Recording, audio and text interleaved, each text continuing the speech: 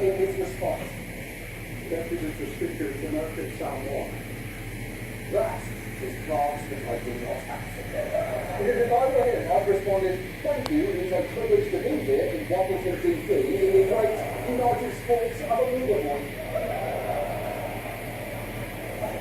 And look, these Somalians not only lack voting rights, they lack a little something extra too. He likes rubs underneath his wings. This is our quiet TV time. And at night before bed, we sit and we cuddle.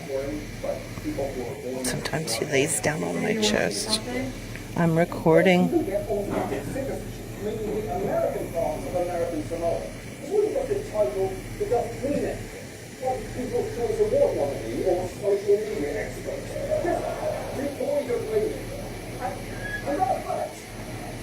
It's my sweet baby. He's got a lot of little pin feathers in his little crest right now.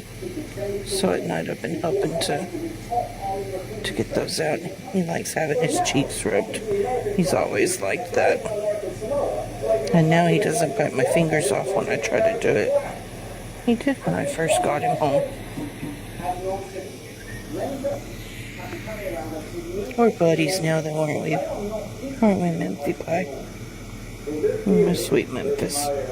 He says, more wing. I like it under the wing. He says, here, Mama, I have a dog. Hi, Hep.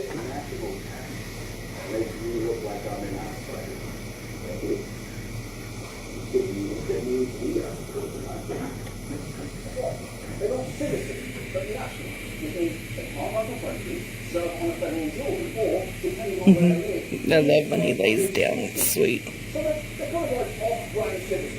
He gets very warm underneath his wings. You gonna do a flip? Sometimes he'll do forward rolls when we're playing.